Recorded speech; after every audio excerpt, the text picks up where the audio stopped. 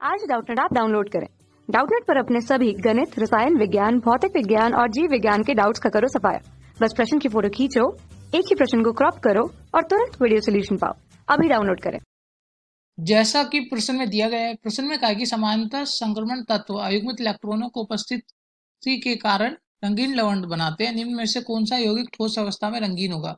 प्रश्न में 4 विकल्प देकर हमें बताना है इनमें से कौन सा यौगिक ठोस अवस्था में रंगीन होगा। और प्रश्न में कहा है संक्रमण तत्व अयुग्मित इलेक्ट्रॉन की उपस्थिति में रंगीन लवण बनाते हैं। क्यों बनाते हैं यह भी पता है, अयुग्मित इलेक्ट्रॉन के कारण वहां पर डी संक्रमण होता है। तो आइए प्रश्न को हल करते हैं। पहले विकल्प में दिया Ag2SO4, तो Ag2SO4 दिया पहले विकल्प में।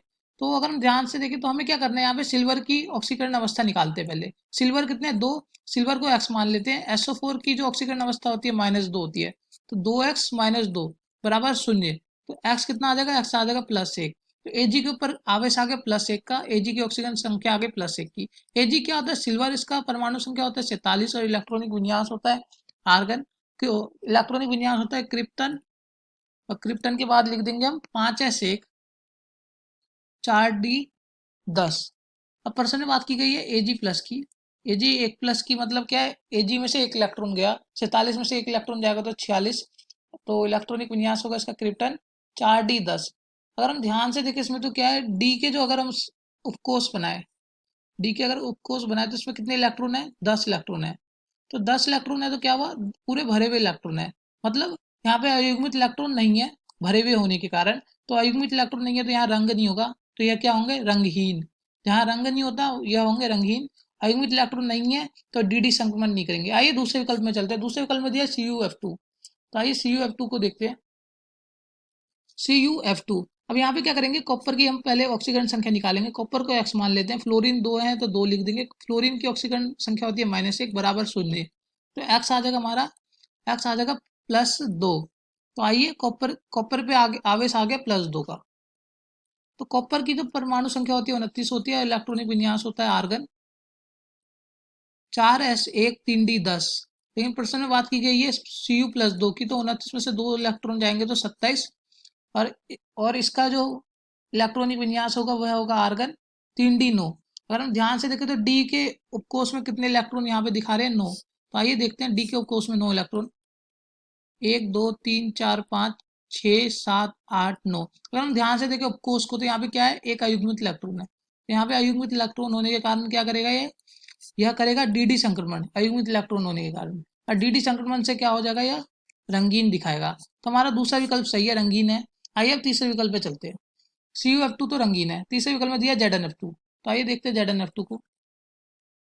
ZnF2 में क्या करेंगे, जिंक की ऑक्सीकरण अवस्था निकालेंगे। जिंक को x मानते हैं, फ्लोरीन 2 है तो फ्लोरीन की ऑक्सीकरण अवस्था -1 होती है बराबर 0। तो x कितना आ गया, x आ गया +2। तो हमारे जिंक के ऊपर आवेश आ गया +2 का। जिंक जो है उसकी परमाणु संख्या 30 होती है, इलेक्ट्रॉनिक विन्यास होता है आर्गन 4s2 3d10। लेकिन प्रश्न में बात की गई है जो हमने अभी निकाला है ऑक्सीकरण अवस्था +2 की, तो Zn2+ की निकालेंगे हम। तो 2 इलेक्ट्रॉन का 30 में से तो 28, इसका इलेक्ट्रॉनिक विन्यास बनेगा आर्गन 3d10। अगर हम ध्यान से देखें तो यहाँ पे भी क्या है, डी में 10 इलेक्ट्रॉन है। आइए हम उपकोष बना के 10 इलेक्ट्रॉन दिखाते हैं। 1 2 3 4 5 6 7 8 9 10, ये 10 इलेक्ट्रॉन है, पूरे भरे हैं। पूरे भरे होने के कारण क्या है, युग्मित है। युग्मित है तो अयुग्मित नहीं है यहाँ पे इलेक्ट्रॉन। यहाँ पे अयुग्मित इलेक्ट्रॉन नहीं है तो क्या होंगे, या रंगहीन होंगे। यहाँ पे रंग नहीं है, जहाँ रंग नहीं होता उसे कहते हैं रंगहीन। तो तीसरा विकल्प भी हमारा गलत है। आइए चौथे विकल्प में, चौथे विकल्प में देखते हैं क्या दिया है प्रश्न में। चौथे विकल्प में दिया हमें Cu2Cl2, तो आइए Cu2Cl2 का देखते हैं। Cu2Cl2, तो कॉपर की ऑक्सीजन संख्या निकालनी है तो x मानते हैं कॉपर को। 2 कॉपर है तो 2 लगा देते हैं, क्लोरीन 2 है तो 2 लगा देते हैं। क्लोरीन की ऑक्सीजन संख्या होती है -1 बराबर 0। तो x कितना आ जाएगा, +1। तो Cu के ऊपर आवेश आ गया +1 का।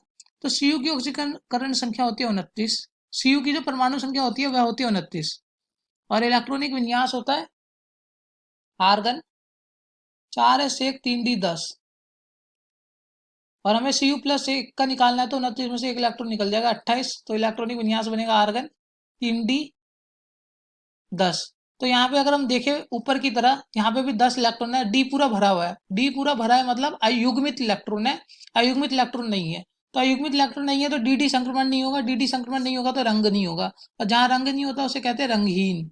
तो यह भी हमारा विकल्प गलत है। चौथा विकल्प भी गलत है, यहाँ पे भी रंग नहीं है। तो अगर हम देखें कौन से विकल्प सही है, चौथा विकल्प भी गलत है, यहाँ पे भी रंग नहीं है, ZnF2 में भी रंग नहीं है, रंगहीन है ZnF2। तो रंगीन कौन है, जिसमें रंग होता है, CuF2 रंगीन है। तो हमारा जो विकल्प होगा, पहले विकल्प में भी रंग नहीं है, तो कौन सा विकल्प सही है, दूसरा विकल्प सही है। दूसरा विकल्प सही है और यहाँ होता है हमारा प्रश्न हल, CuF2 जो है रंगीन होता है। कक्षा 6वीं से 12वीं से लेकर नीट, IIT, JEE वो एडवांस के लेवल तक 1 करोड़ से ज्यादा छात्रों का भरोसा। आज ही डाउनलोड करें डाउटनेट ऐप या व्हाट्सएप करें अपने सारे डाउट्स 8400 400 400 पर।